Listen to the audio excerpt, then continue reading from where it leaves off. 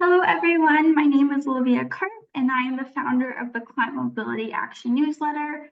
The point of this newsletter is to better educate others on the impacts of climate mobility, as well as to provide opportunities and experiences in the state. Today we have Carlos. Carlos, if you may introduce yourself, it's a pleasure to have you here. Likewise, thanks so much for inviting me to be in this space. My name is Carlos Shanka. I come from the Canary Islands, Spain, and I'm half Senegalese. I'm 22, currently in Kenya, getting ready for a UN Environmental Assembly in Nairobi. And well, climate advocate, started at a young age to get involved in climate-related issues, environmental issues in the Canary Islands. Then I studied in Bristol, biology, and well, I'm doing different things now related to climate mobility and the broader spectrum of climate change. Awesome. Well, thank you so much, Carlos, for introducing yourself. I would love to know more about kind of the different projects that you have done. Some being the president of the sustainability team. You got a couple awards like that, the Green Gone Award, as well as you've been to different UN climate conferences. So I think it'd be really great for viewers if you kind of talk more about kind of how you kind of led up to that and what do you kind of see in the international climate space when it comes to climate action, also mobility as well. I'm just curious. Yeah, this topic is very interesting because from a youth perspective, you would assume that the world is doing its best efforts and that we would be all, collaborating more closely and achieving the targets that we have to achieve, following science like the IPCC reports, for example. So once you are there, you realize that these high-level diplomatic spaces where so many different agenda items are discussed within climate change topic,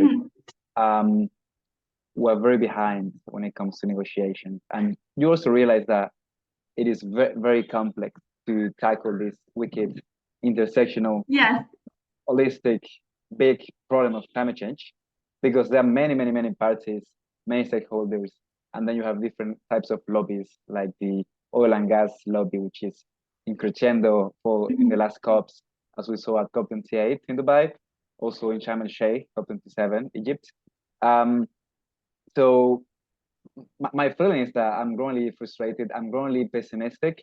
I'm still optimistic, but you realize that climate change is a global crisis, potentially the worst threat that we've got to humanity right now, and we're going to be very bad impacted. We're being very impacted right now, but when it comes to climate mobility, for example, we're not having the right discussions yet. Thankfully, I mean, you could relate climate mobility when it comes to the agenda items to adaptation and loss and damage. We are growing. We're having better outcomes on these topics. COP28 marked a remarkable agreement on loss and damage. They call it historical, but it's full of flaws in many different ways for different reasons, like the financial mechanisms. We want to have the World Bank in there, for example, being the main provider of these funds, and we are very behind when it comes to climate finance. Governments, parties, and other stakeholders should be providing much more money to the most vulnerable regions and countries, essentially, and we are just light years away from these targets as well. So overall, it's very sad. You realize that we're much behind than where we should be, and that itself creates more pessimism towards the next COP, because 28 COPs, it's not like every time you go to the next COP, you expect even less.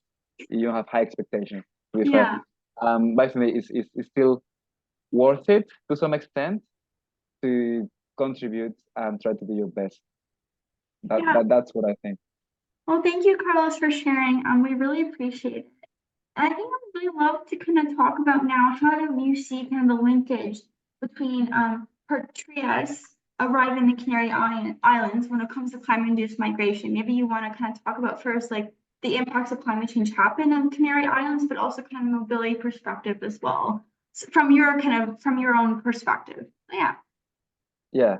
Pateras, as you say, Yeah. that's the term that we use for a specific type of wooden boats that usually people like fishermen, for example, from Western African countries or the Maghreb in Africa, like Morocco, used to cross the Atlantic towards the Canary Islands. So usually these trips take several days. It depends where you're living from. From Senegal, it will be at the very least 1 week. Usually it takes 8 to 10 days at least. Many of these boats don't make it to the Canary Islands.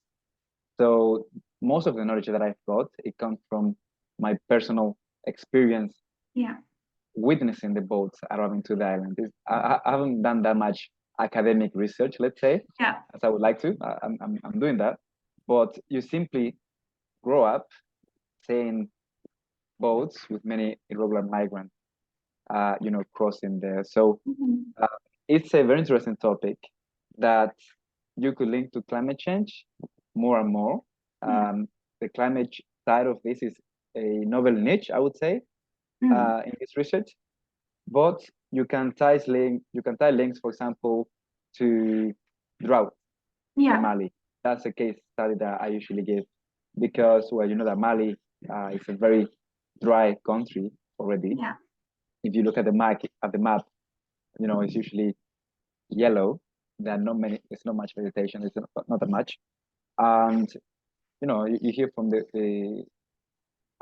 your friends from Mali that came to the Canary Islands years ago.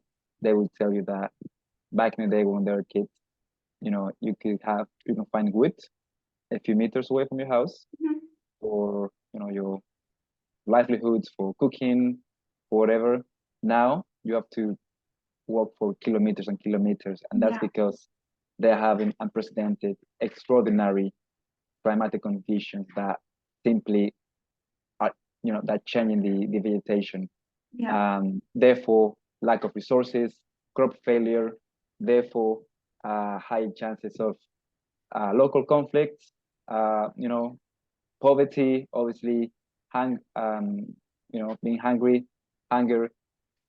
Therefore, much more likelihood of migrating to the Canary Islands, and we've got many people getting there from Mali. There are other examples, for example, fishing. It's not only climate change, but climate change is basically an accelerator of the problems that we already have. It's not only climate change that is causing many fishermen from Senegal, for example, to cross through the Atlantic. That some illegal and underreported fishing activities, for example, from other countries and bigger vessels. But also climate change, different temperatures for fish, declining populations, different species, invasive species, all of these biodiversity loss, which essentially translate onto, again, social issues, hunger, poverty, again, increased crisis in vulnerable communities that rely on fish, for example, on a daily basis for the livelihoods and main nutrition input. So basically, climate change is accelerating the problems that were already there, and is accelerating the rate of people migrating. So we're expecting, obviously, if you follow the current climatic trends, to have an increase, a very large increase in the next decades of more people migrating if we don't do something about that. And that's all about, again, climatic, environmental policies, legislation, international legislation at different levels, as well as local and domestic, for example. No, I completely agree, Carlos, and thank you so much for providing your perspective and insights. I think it really speaks on a wider issue when it comes to climate change, how it's so interlinked, but also multifaceted. It's not just, okay, someone migrates because of climate change, that's it. It's more so climate change impacts the community than them having to migrate internally or stay where they are, trying to find different resources to compensate the loss of livelihood. So it's very sad. I think also from kind of also my perspective being here in Canada, we had wildfires last year in BC, and many of those wildfires were in, vulnerable areas or areas where there was a lack of resources, like very remote, right? So when people were trying to evacuate those wildfires, they had problems trying to access the roads. So they were having to be stuck where they are, trying to kind of internally navigate the larger landscape. So it really says when it comes to just migration, but also climate change in general, it's impacting all of us. And I think kind of you showing really the interlinkages of that is just very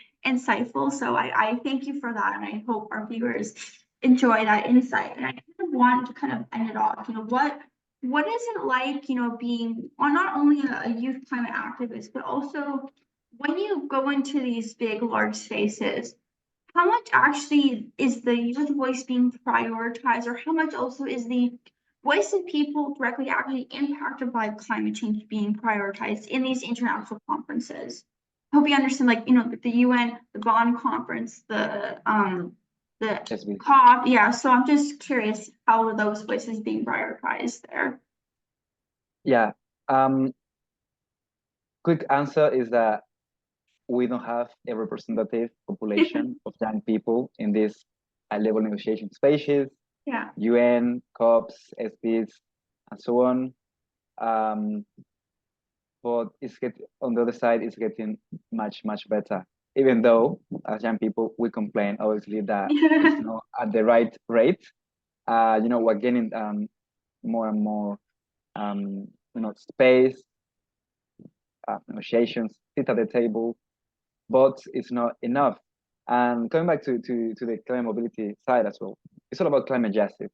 Yeah. Because, for example, the victims that are suffering in the most vulnerable places, Africa as a continent, it's a huge continent, very wealthy when it comes to resources, but it has produced like 3% of global emissions historically.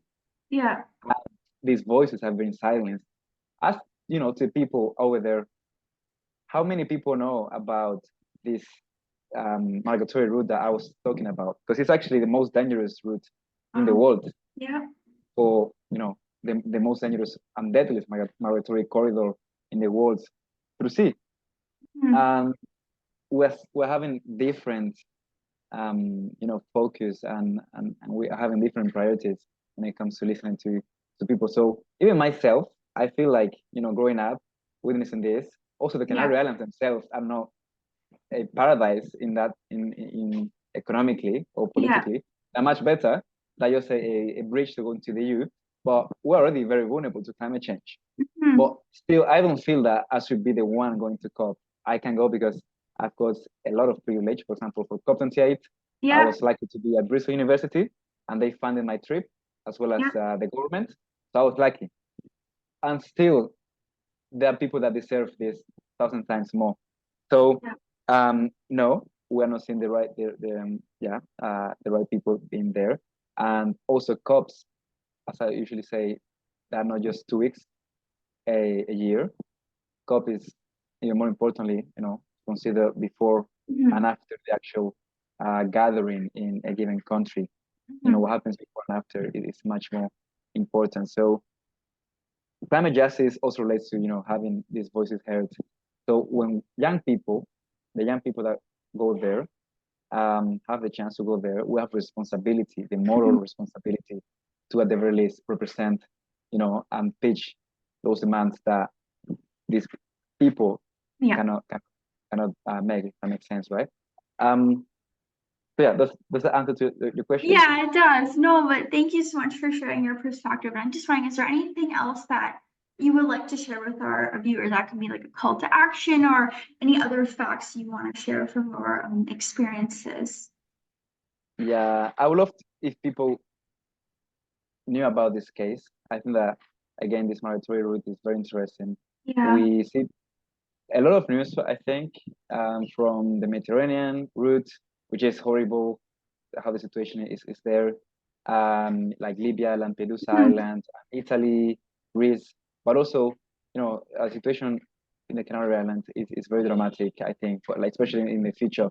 Right now, it's a very complex issue that I think that we need much more awareness. And also, coming back to your previous question, what I'm doing about this, I'm contributing to a documentary about migration. Just out of nowhere, I got involved in this project, which is very exciting. So hopefully, a way that you can learn about this is watching the documentary whenever it's released. But yeah, we have to demand climate justice. We have to try to understand, the intersection between all of these elements that we talk about. It's also about poverty. It's about gender. We don't speak about gender, energy, the water crisis, different stakeholders at different levels. So the most immediate action that you can visualize is the local action. Being in your town, your municipality, even your country, you can make a big difference. Usually bigger than you believe. That's what I've seen across many, different examples of young people. Usually, many people don't believe that they could do what they've done. Many people that see a cup, didn't expect that they could achieve what they've achieved in such a brief time. So join the networks, join these groups, your local groups. There's always someone close to you that can, provide that support, that emotional support, that can relate to you and do something about it. If you care about it, do something. You can always do something, even if it's a tiny contribution. You just have to find your own way, I guess. Thank you so much for inviting me. Thank you so much, Carlos, and I hope you have a great rest of your day.